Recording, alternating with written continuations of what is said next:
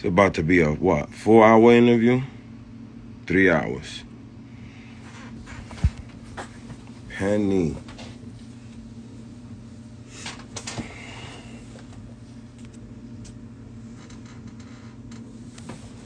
Yo, try. I'm not asking nobody that question no more, bro. Stop it.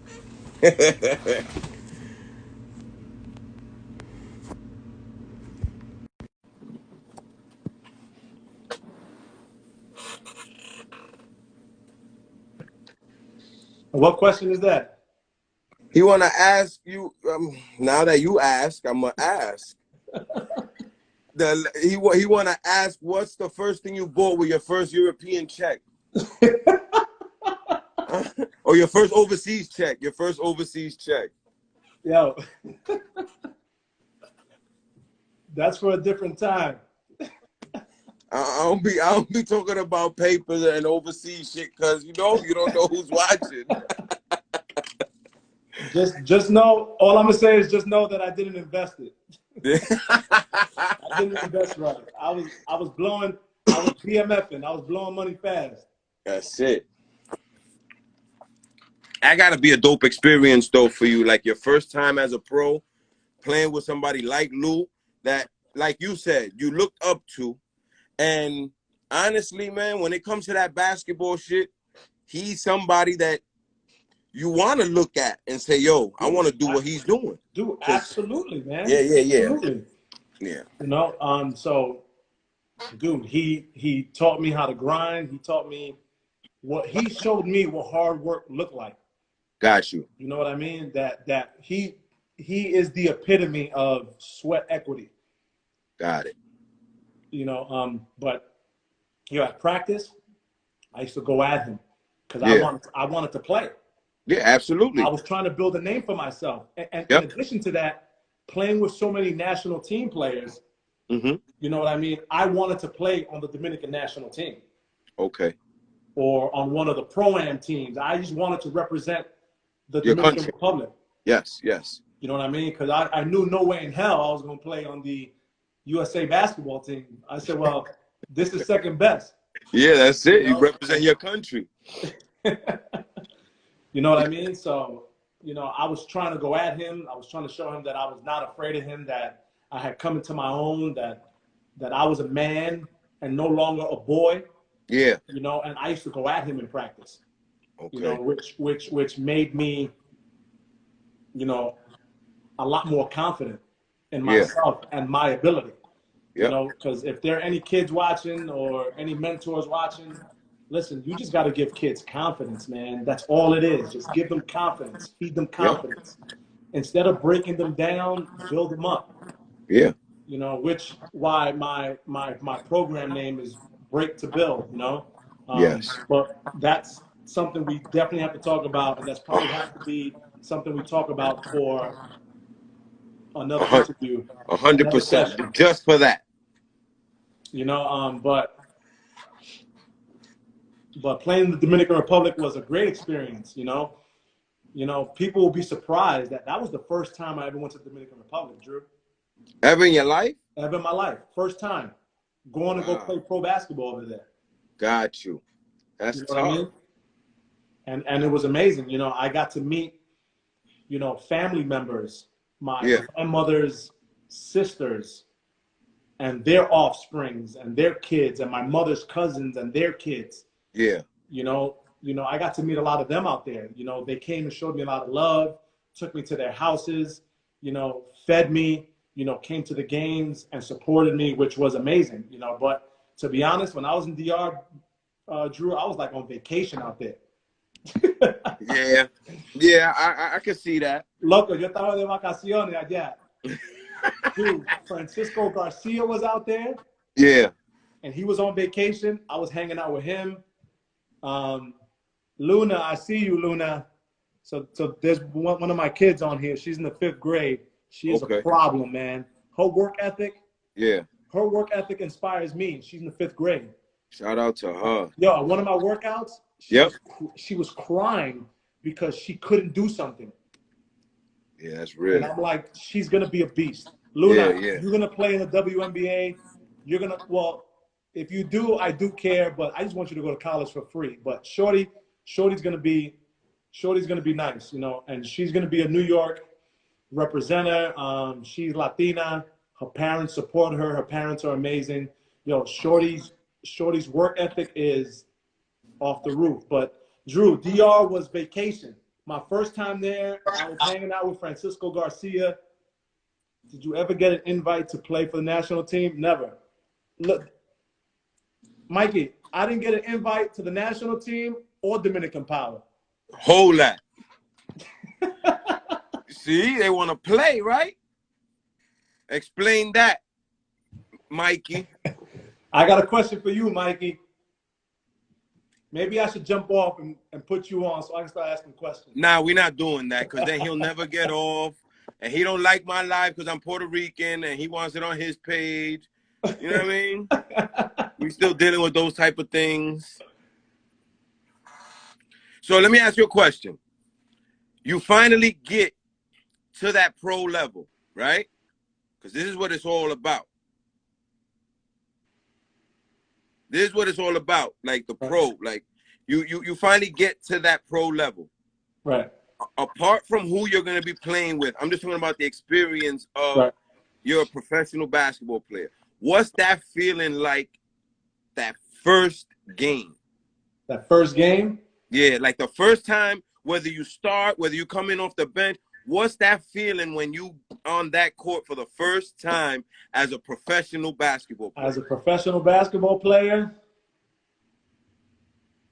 a lot of butterflies in my stomach, man. I can imagine. In a lot of arenas, I played at Madison Square Garden. I played at the Izod Center. I played in Nike tournaments where there were thousands of people. You know, but someone hiring you that paid for your plane ticket, that's putting you up in a hotel, they're giving you meal money, they're giving you a salary, you know, playing for the first time is like, yo, I got to produce. Because it's a lot of pressure. Because, dude, the same way businessmen need to hit certain numbers when you go to work. Yep. As a professional basketball player, you got to hit these numbers. Yeah, facts. You gotta hit these numbers. That's a fact. And that's what it was about. I said, for every minute I'm out here, yep, I'm being evaluated, and I'm also building, footage to help me. Your resume. Further my career and my resume. Exactly. Yeah, absolutely. Absolutely. You know what I mean? And knowing what your role was going to be on your first pro team. Right. Right? Uh-huh. Seeing the people you have around you, knowing there's a lot for you to gain from this. How do you approach your, like, the style of play that you have, which is very aggressive? You want the rock, you want shots, as every ball player should. Right. Again, how do you go? Go ahead. It brought me back to college. I'm like, okay, my role here is to, and the guy who brought me in, Pedro Pablo, which he still owe me some money. He owe everybody money. He owe me some money, man. He's the worst. I ain't know you went through him, but Ken Stevens could have got you a better deal in DR than Pedro Pablo. That nigga's a thief. Yo, he's definitely a thief, but again, he gave me that Dominican experience. Yeah. Of the Dominican Republic, and he was from the hood. He's from Washington Heights. He's from 187 between St. Nick and Audubon. Like, I know a lot of thieves from up there. A lot of thieves, man. Can't trust Dominicans. Listen, the takeaway from all of this, you can't trust Dominicans, man. I ain't say it.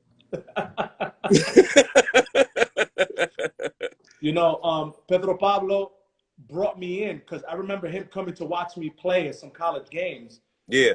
And he saw my ability to shoot the basketball. Okay. You know what I mean? The game that he came to, I think we were playing against Robert Morris. And I think in like a minute and 30 seconds, I hit like 6 3-pointers. Just catch and shoot, catch and shoot, catch and shoot.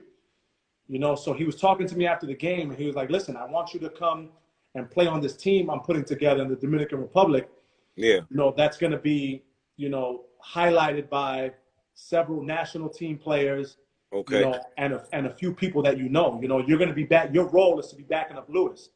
Okay. You know what I mean? Which I wish, you know, Kenny would have told me, you're going to play on this team, but you're going to play second fiddle to X, Y, and Z. You know, at least that courtesy, since we're family, you know what I mean? Give me that courtesy so I know going into it. I'm glad Ev here. He can hear all this me shit. too. And that's why I'm talking extra spicy, because Ev is here. But nah, shout out to Kenny, man. He played father figure to the hood, yo. And listen, and I brought my fiance, you know, who's Caucasian, she's white, you know, and her parents to Dyckman to experience the culture and where I grew up, you know, and a place that's a part of me. Got you. You know what I mean? And Kenny told me, I said, Kenny, what you're doing here, where the tournament has gone, is amazing. And I always remind him that, you know, one summer that it used to say, it was supposed to say Dyckman, and we played in jerseys for a game that said Dickman. Oh, word? I never let Kenny live that down. When he, after the first game, he took the jerseys and had to rescreen them. Oh man, he must have bought them in the smoke shop. He was definitely trying to save some money. But listen, but one thing that he said to me that was profound to me, and still sticks with me, and which inspires me, and I've had many conversations with him that, you know, I want to go back to Dyckman and I want to volunteer my time and I want to give what I can to the youth and tell them my story as being a son of Dyckman. No, he said, Penny, you've come and gone, and many of you have come and gone, and I'm still here. So everybody that's on here and that's listening, at some point in your life, whenever you can, whenever you're able to, you have to give back. That's what I did. Kenny gave to you, to me, and everyone in between, before and after. Facts. Kenny is still there. Facts. Same place. That's a fact. Same phone number. Yep. You know? Yep. Like same attitude. Said, same number, same hood. Same grumpiness. I mean? So everybody, so the Edgar Sosas of the world, the James Federline of the world, Luis Flores of the world, Stephen Polanco, Rob, everybody that's from there that Kenny helped, we all have to go back and we have to give at some capacity. David Trotman has given back his time. Bro, we all have to give back. I put in 3 summers coaching Dyckman, right? Team Dyckman. Right. The first year, I had a team of kids that wouldn't beat a bunch of like, I'm not even going to get into it. But we turned it around. Correct. Stay politically correct. Because Drew, we need to take this platform and we need to, for the culture. Facts. And I did it because of what he did with us. Right. You know what I mean? When he was coaching us, he was still learning. Right. But he took out the time every day coming from his job and putting in that work for hours with us, yo. Not only his job, his family, his wife, his kids, his personal time. He gave back to the community. If I'm a lot older than y'all, he ain't have kids when we started. Right. When I was there, I'm talking about, I'm not going to say what year, because then I'm just saying too much, but it was a long time ago. Absolutely. And he's done it for countless people, man. Yeah. He's done it for countless people. So that's what I'm saying. Everyone who's made it out of the hood, everyone who's still in the hood, we got to go back and we got to go help him. Facts. You know what I mean? Facts. You know, that's a fact. The trajectory of my involvement in basketball has gone to the female side of things. Yeah. which we need to promote and we need to uplift. Yes, absolutely. And they need to be on an equal scale as women. Yep. You know, I've had multiple conversations with Kenny about helping the team, helping Dyckman basketball on the female side of things. Yeah. You know what I mean? And that's a work in progress. And due to my injury and me rupturing my Achilles tendon, your Achilles, yeah, you know, that made me take a step back. And now this pandemic that we're all dealing with, you know, has in a way stopped basketball, you know. Yeah, stop the world. But again, Kenny, we can get virtual. We can set up a time once a week that we could get the young ladies to join a virtual free pro bono skills and drills, whatever workout, you know, for the young ladies, so we keep them active, because basketball is, sports athletics is such a powerful tool, especially in the inner city, you know, where people are underrepresented. You know, it's a tool for them to stay out of trouble, you know, to stay away from teen pregnancy, to stay out of gangs, to keep them busy, to give them a North Star that they can focus on, you know, something that they want to reach, a goal that they want to, you know, that they want to get to, something to inspire them, and give them some aspiration to be something, to make them feel empowered. You know what I mean? Because so much attention is focused on the male side of sports because of the money that comes with it. Because the high profileness. I want to deal with this kid because this kid might play in the NBA. He might play at a big time school. We need to start to lift up the young ladies in that same way. Absolutely. You know, because I've worked with some young ladies, Drew, that can ball. Yeah, that can ball. Yeah, absolutely. But again, to everybody out there that's listening, that is from Dyckman, that loves Dyckman, that wants to represent Dyckman, that wants to wear Dyckman hats, instead of talking the talk, walk the walk. That's a whole fact. Go and volunteer your time and help Kenny. That's a fact. Whether it's a few but you know what the hours problem week, is? Whether it's a few hours a week or it's a few hours a summer.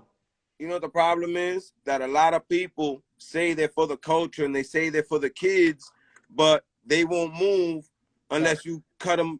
Oh, but Kenny must be making this, so he got to throw me this. Right. You're making it about the wrong thing if you're worrying about what that man is doing. You understand what I'm saying? It's about those kids.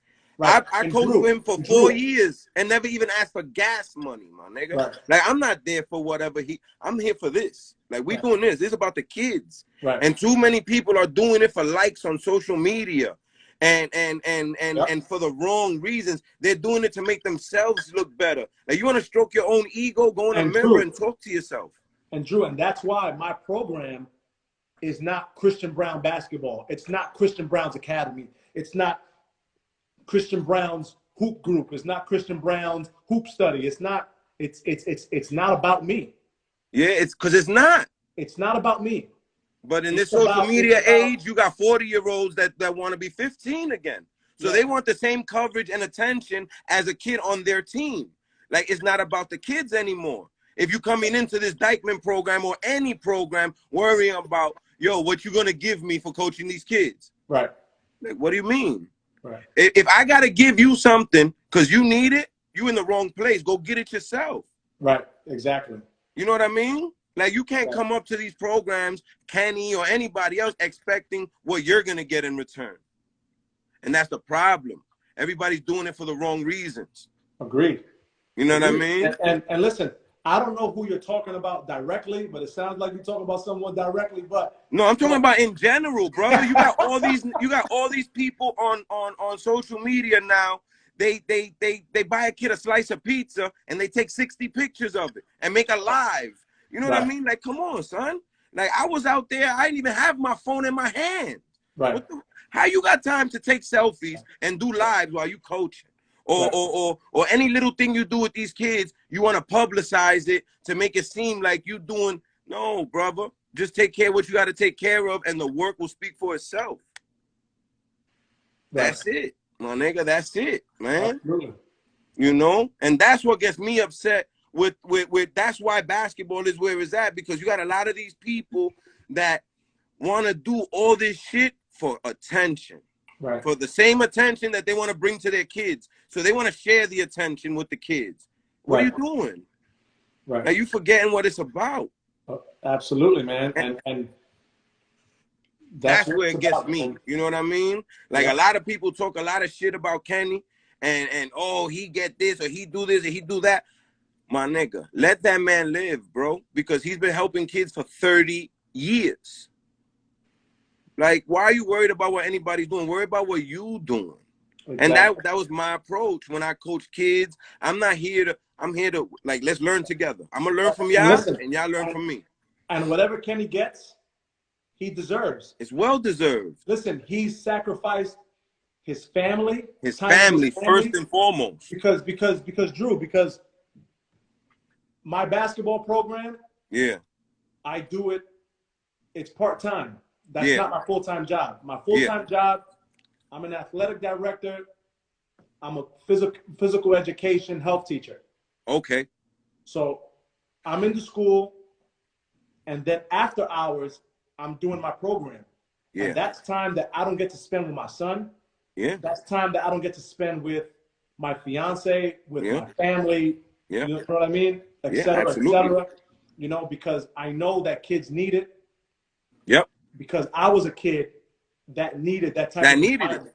That someone who took a liking to me, that didn't care if I was going to make it to the NBA or not, that just wanted to teach me the game of basketball the right way. Because to me, there's a lot of trainers out there that have all these big name players. Yeah. And they got these big name players. They came to you already developed. You didn't teach them anything.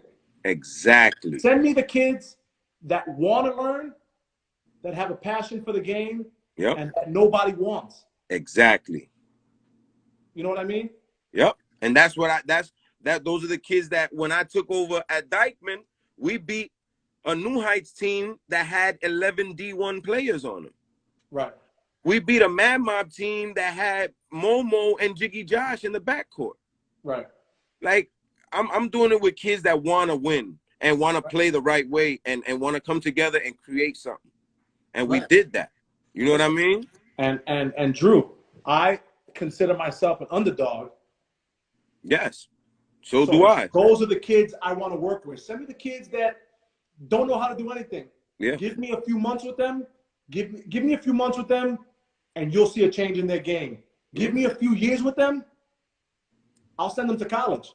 Yeah. To play at the collegiate level, because basketball, it's not that hard. There's a lot of trainers, they want to do all this bullshit with the basketball. It's not that difficult. Not at all. Basketball's not that difficult. Not at all. The 3 kids I started with, all play college basketball. That's what's up.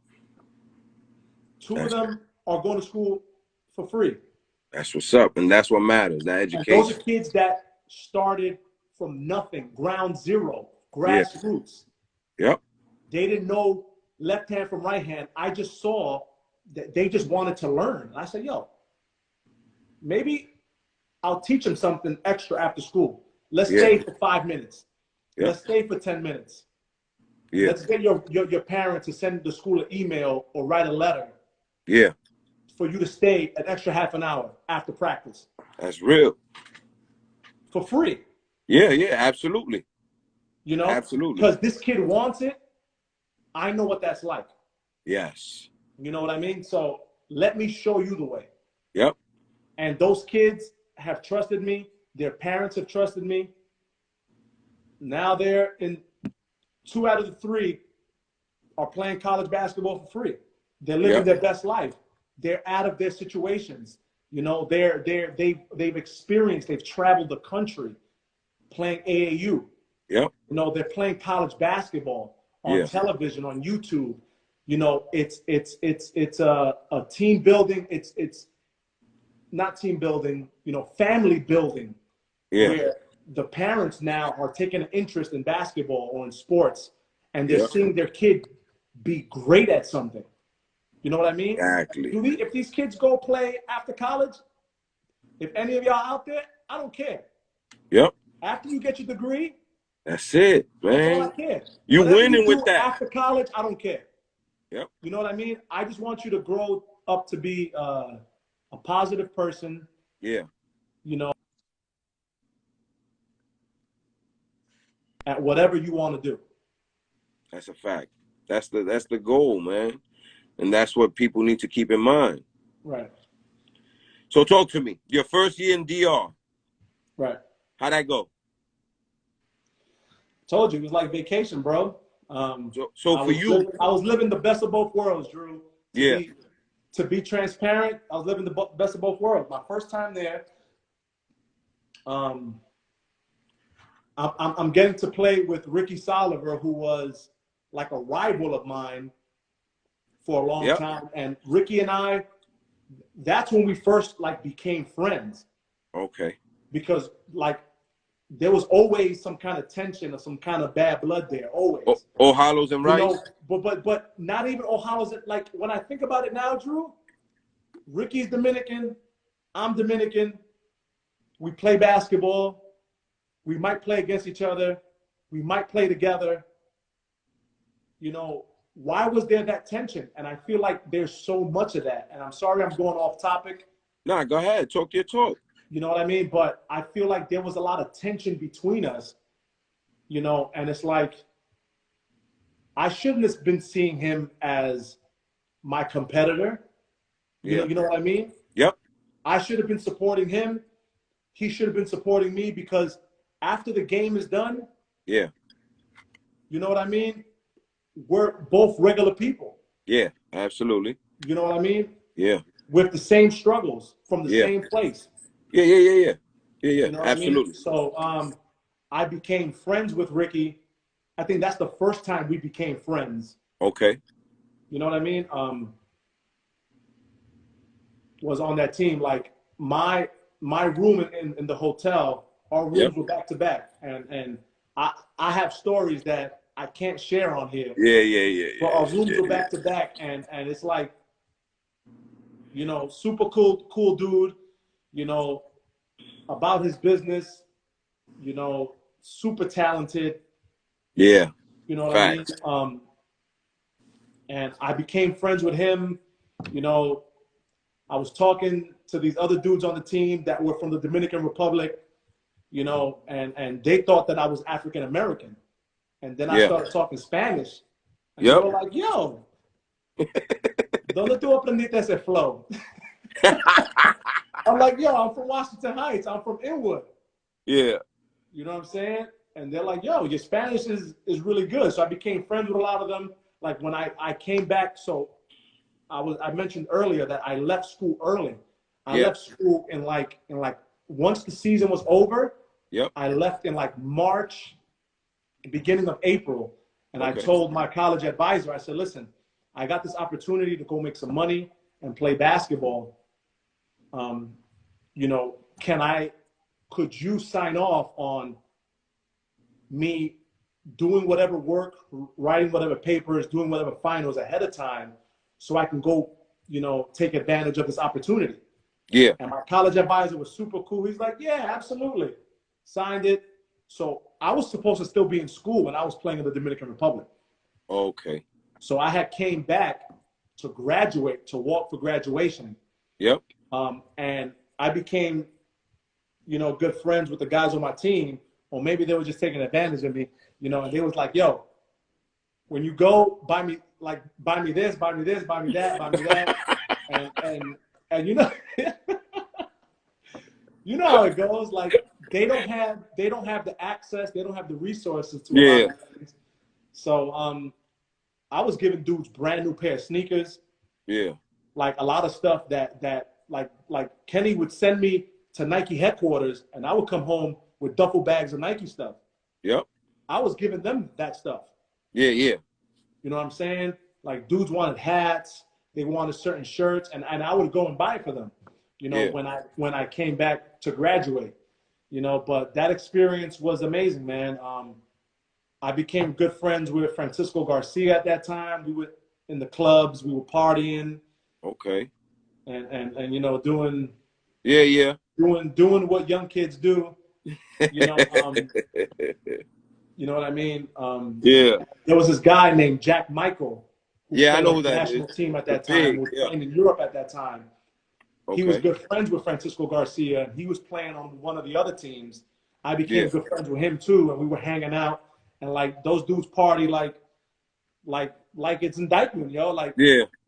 Saturday, listen, Thursday, Friday, Saturday, Sunday was one big blur. And I would Yeah. show up to practice hungover. I would show up to games hungover, and it was. Was it affecting you?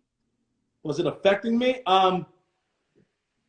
No, but once there was a point in that season where my minutes started to decrease, Yeah. and I was playing less, and not because I wasn't performing, because when I would go out there, I would score let's say I played 8 or 9 minutes. Yeah. I would score 4 points, 6 points, 8 points. All you know right. what I mean? Like for the He was amount efficient.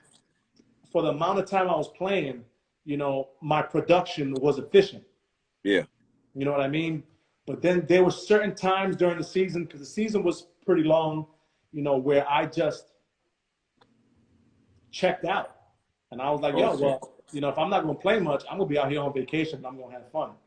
Got you. Yo, Drew, we've been here 3 hours. I need a bathroom break. Do your thing. All right.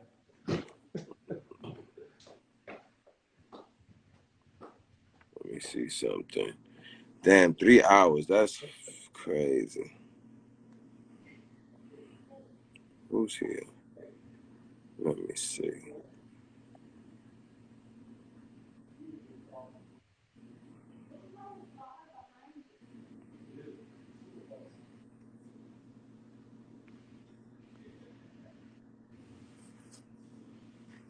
Y'all don't got no questions for this man?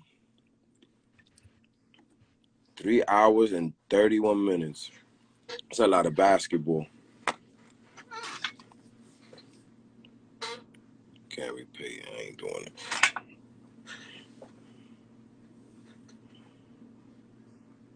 Exactly. There's still Europe. There's still the rest of his pro. Yeah, that's a fact. That's a fact. Penny came to talk today. Mija was good.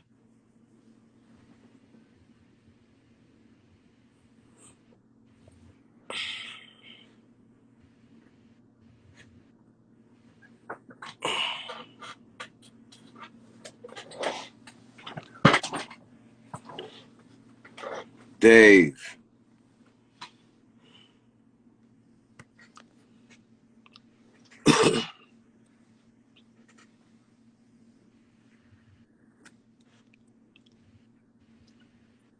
All positive.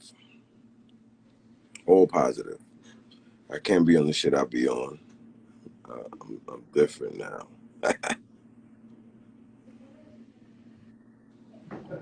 I'm glad Ev tapped in, though. Ken Stevens. That's my guy. Joey, what up? Mr. Brown. You know what's crazy? They just said that we've been here 3.5 hours and we still ain't talk Europe.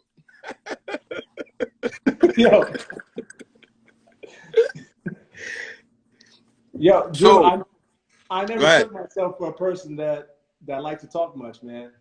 I'm usually quiet. Ever. Like, yeah. Unless I'm on the basketball court, like on the basketball court, I became a different person. Yeah, I feel you. Like I had an alter ego.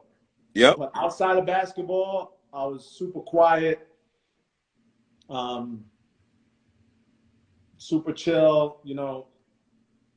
I listened more than I spoke.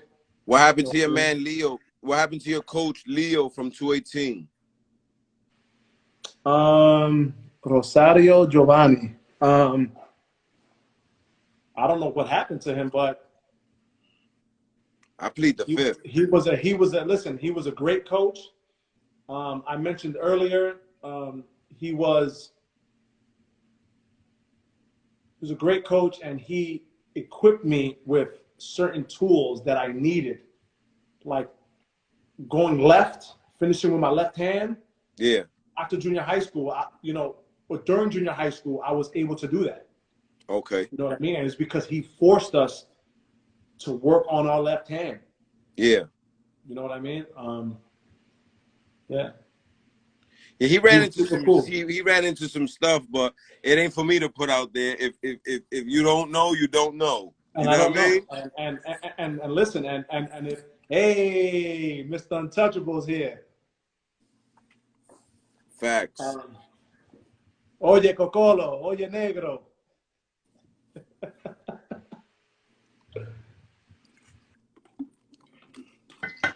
Yo, I say the next one is with Luis Flores. I would do it in a heartbeat. Ese tigre está en el campo, escondido. Oye, Cocolo, tú eres de Asua, loco.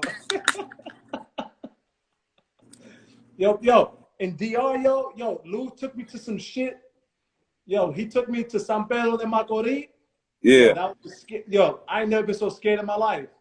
Motherfuckers with machetes and shit. I was like, yo, this nigga Lou crazy. That's like, DR, nigga. That shit is real out there. But listen, Lou, I love Louis. He taught me so much. He inspired me. You know, I believe he inspired so many other people.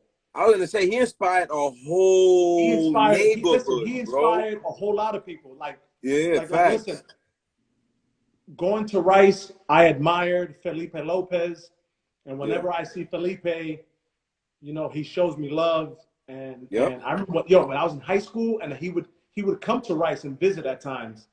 Yo, Felipe used to give me money. Okay. I didn't ask him for money. Felipe would give me $20. I would see him on 181st and St. Nick. He'd give me $50. You know, and it's just the type of person who he is.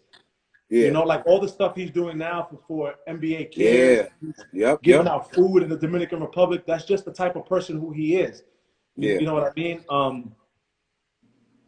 Great person. You know, I've been able to hang out with Felipe, have breakfast with him, have lunch with him, you know, and sit down and chop it up with him. He's a super humble dude, man. We need more people in this world like him. You know what I mean? But like looking up to him, Luis Flores, Ricky Greer, Jeffrey Greer, you know, those type of dudes, you know, they inspired me.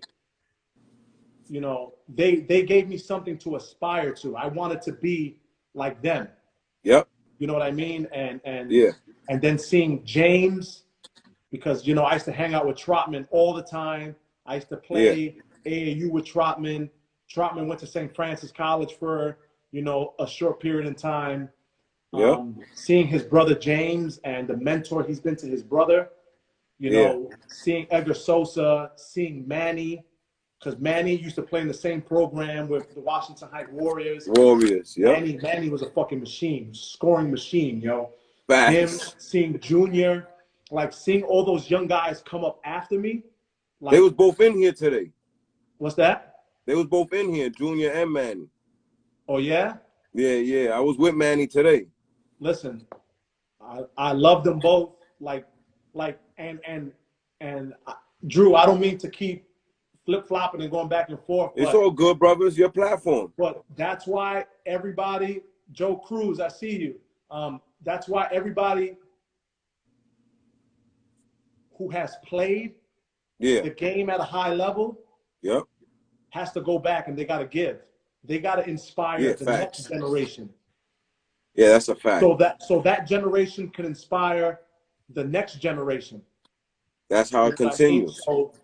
So, and to me, that's what I've learned, you know, through my trials and tribulations with basketball, you know, the love-hate relationship with basketball, the ups and downs, you know, the heartache, you know, and those moments of glory with basketball, you know, that you just got to get back. The same way, when people have this stupid conversation, who's the greatest of all time, that's people just throwing shit on the wall so shit can stick and people can have a conversation. People can listen. Something to talk about. There is no greatest of all time. All that is all opinion. Exactly. But what it does, it provides, you know, a chain link effect where, you know, there's Dr. J, there's Michael Jordan, there's Kobe Bryant, there's LeBron James, and so forth. Yes, yes. You know what I mean? Absolutely. You know, and that's what it's about. It doesn't matter who's the greatest of all time. So that's what I'm saying. Like, the way that I feel is that instead of people trying to act like crabs in a barrel, and you see someone come up and you want to pull them down, you know, lift people up. Yeah, and that's what we don't do. We don't do that. Yeah. People that look like us, no, there are people that do that, but we, as a majority, it's not done enough. Tend to do that, and there needs to be more of that. Yes, I agree. You know what I'm saying? That there needs to be more building instead of breaking down. Yeah, I agree. I agree. Build people up. Like Drew, growing up, like I remember there was one time I remember Elvis Rivera's brother. G. He used to see me. He used to be like, yo, you're overrated. Okay. Because Elvis was cool with one of my boys that used to go to Kennedy. And Elvis used to live down the block around the corner from me too. And I remember they used to have us like battle each other and play one-on-one, which again is not a bad thing, but like people used to try to divide us. Yeah. You know what I mean? Instead of trying to bring us together. And like as an adult thinking about that now, it's like, why do we do that in our communities? You know, so like there can only be one. Right. There could be more than one. The same way James and Edgar Sosa have that relationship where they're like brothers. There could be, and there should be more of that. And I think I agree. You know, pushing the culture forward and pushing Dominicans forward and Puerto Ricans and people of color forward, people need to support each other instead of trying to separate and divide. And I don't want you to see what I'm doing. I don't want to see what you're doing. Like trying to create this divide when let's come together. Because the fact of the matter is, when it comes down to who's going to play at an elite level, a lot of that shit comes from genetics, yo. Yeah. Say that. Genetics is a huge factor in that. Say that. You know what I mean? And it's like, but again, you know, Felipe, Ricky Greer, Jeffrey Greer, and listen, I never got to play against Felipe because he was older, but I got to play against Jeffrey and DYCKMAN. Okay. You know what I mean? And for the first few minutes, I was nervous because, he's 6'6", 6'7", on the wing. Yeah. I'm like, he can shoot, he can get to the basket, and if he goes to the basket, and he got put it on your head. Yeah, facts. And then I got out of that fear, and I was like, okay, I looked up to him, but I'm not afraid of him anymore. Yeah, you know, it's time to get to work. I could still respect him, but I'm still coming for him. Yeah, facts. I got to play against Ricky Greer. You know what I mean? I got to play against. You look blurry for some reason. Yeah. It's because I'm ugly, maybe. It's unfair. I'm sorry. I don't know what's going on with the internet. I'm sorry. But I got to play with Luis Flores. I got to play against Luis Flores. I got to learn so much from Luis Flores. Yeah. You know what I'm saying? And that's just the domino effect, is that you see people above you, older than you, you aspire to be like them, you know, and you need to understand that there's people that are younger than you that are looking up to you, you know, and instead of pushing them to the side, you know, bring them with you. Bring them up, help them, talk to them. Yeah. You never know what kind of conversation is going to spark something in them that's going to make them great.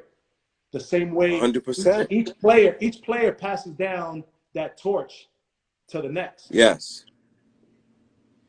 You know? Yep. But a lot of people don't like passing that torch. And that's the problem. Right. Like, that's how you keep it going. You got to. Right. You know, just like somebody gave it to you, you got to give, you know, you got to pass that on. Right. Yeah, absolutely. And that's what I'm trying to do with my program is give me the underdogs, give me the kids that don't know nothing. I want those kids. That's a I'll teach fact. them from scratch. Give me a blank Yeah. canvas. I'll make a Picasso out of them. You know what I mean? And the reward at the end is you just feel better about it, because anybody could take somebody that's already good and okay, you know what did you do for that kid? Right. You know, and that's what it's all about. Right. But your first season in DR, right? Right. With the season you put in, what did that do for your stocks as far as shopping you? Didn't do much. Didn't do No? much. The way I got to play in Europe, Yeah. again, that pipeline was through DYCKMAN. Okay. Because my agent in college was Ralph Pena's roommate in college. All right.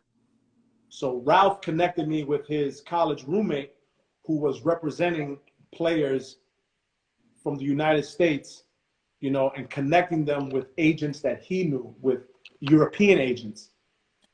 Got it. You know, so he was, you know, the connection to the European agents. And okay. So I had to put all the footage together myself. All right. You know, and this was on, like, this is harder than DJing, man.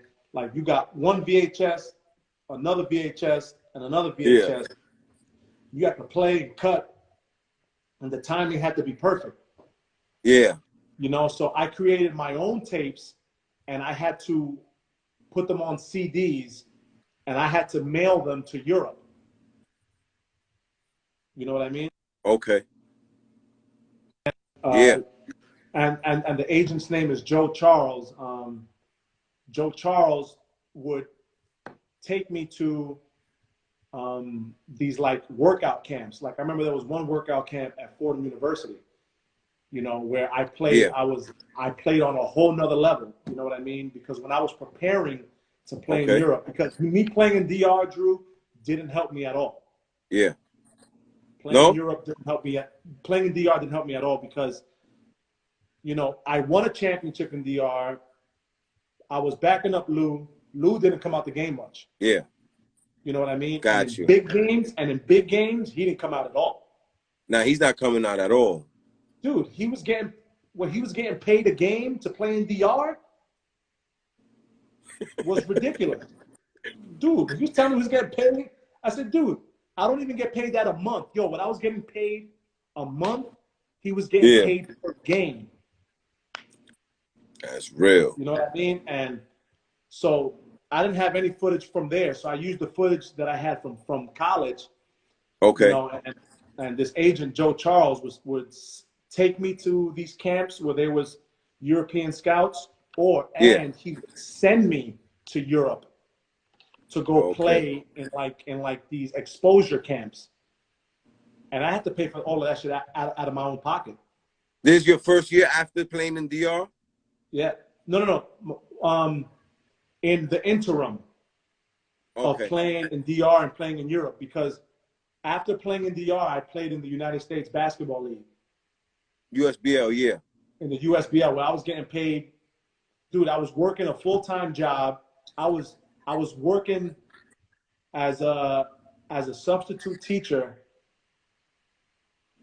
I was working as a substitute teacher, and I was working at Ralph Lauren. And I had to still find time to go to the gym, work on my strength, and work on my game.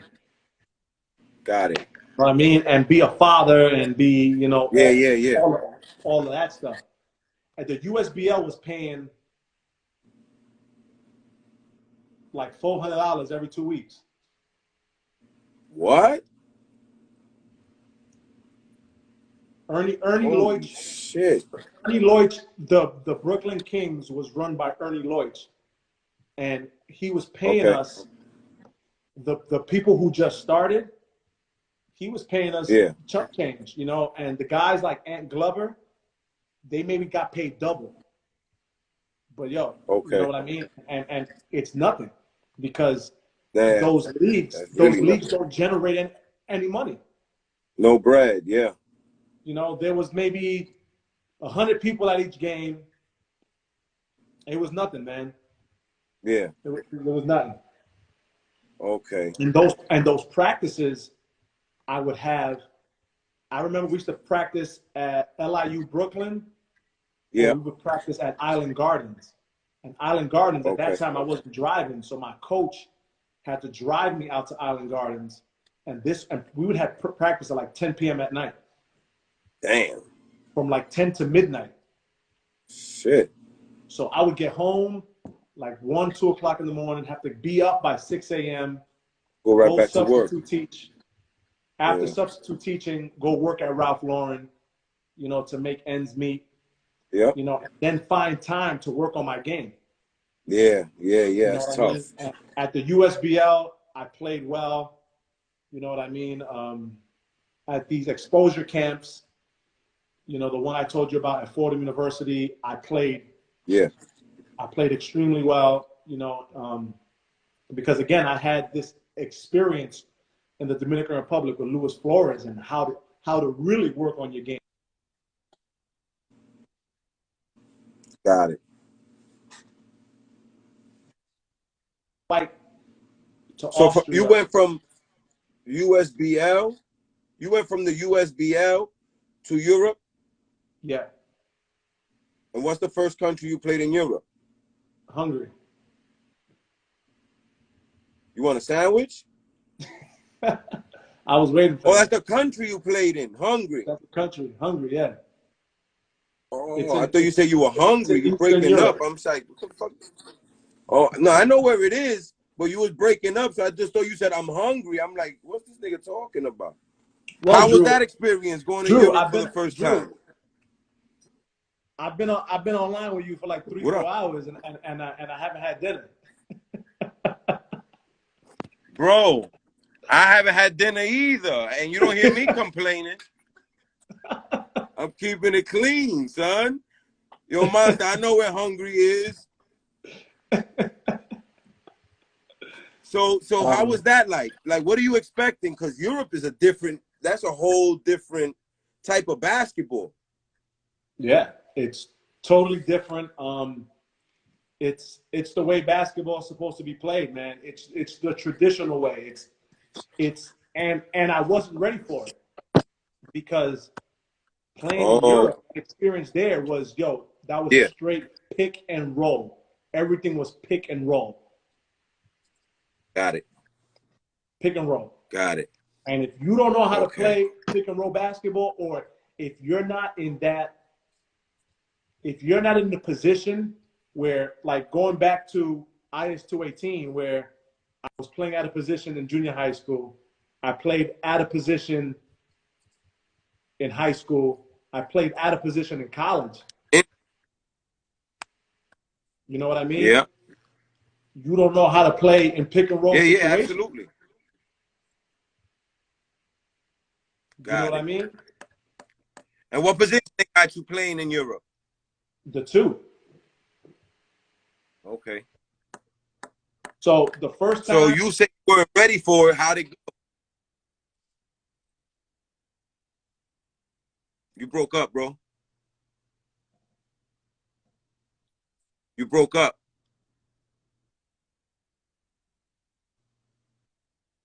You got Claro Wi-Fi?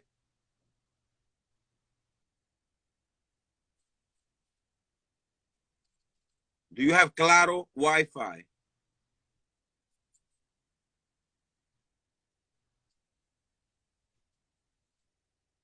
Okay. Just making sure. How was that European experience?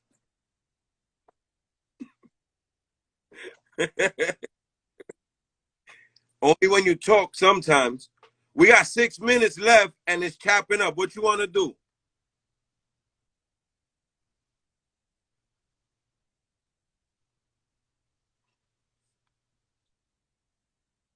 In and out. Slightly.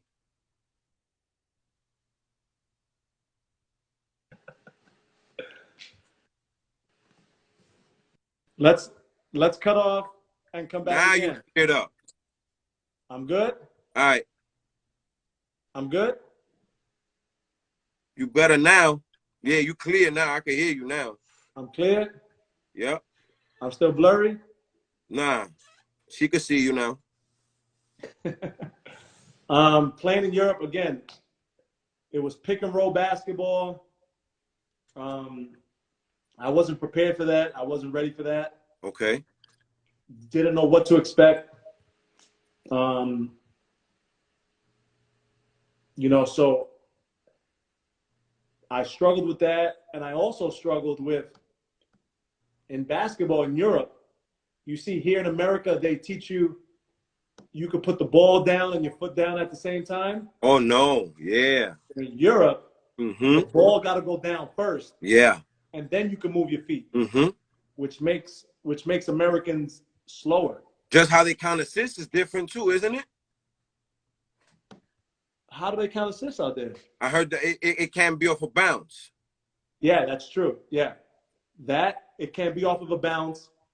You can't take a dribble. It has to be catch and shoot. Shoot, yeah. Catch. And also, as everybody knows from watching, you know, the Olympics, you know, if the ball's on the cylinder, they can take it off. And you see when you're gonna run at somebody and you're gonna yell like shot or ah. Yeah. That's a technical foul. Wow. You can't. Yeah. So I got caught out there. I think the first 3 times I touched the basketball, they called travel. Oh, okay, got it. So with one of my teammates who was from Houston, Texas, who had been playing in Europe for a while, he put me under his wing and was like, "Yo, do you know how to cross step?" And I'm like, "Yeah." And he's like, "When you cross step, the ball goes down and then you move your feet." Okay. So he's like, when you want to go by people, jab and put the ball down and go. And yeah. So whenever I would catch the ball after that, I would catch the ball and just jab and go. Okay. So I learned, so the jab move became a huge part of my game. Okay. You know what I mean? But the pick and roll stuff, I started to get a lot more comfortable with. Okay. You know what I mean? Because I was like, yo, I got to pick this shit up. I got to learn on the fly. Yeah, you have to. I have to. You know what I mean? Or they're going to send my ass home. Yeah, facts. You know what I mean? So I was able to learn how to play off the pick and roll. But what really kept me out there, what allowed me to play and compete at that level, because again, they're bringing in Americans left and right. Yeah. You know, and they're guys that can play. They're guys that have been playing on the national team. There have been guys that have been playing, you know, high-level basketball since they were in like at the high school age, because out there's no high school, college, then pros. It's club basketball where they have the juniors, you know, and then they have the pros. 135 remaining. What do you want to do? It's up to you. No, it's not. It's up to you. You're the one that got to tell your story. I can't put a limit on it. People are still on. All right, bet. Let's keep it going. All right.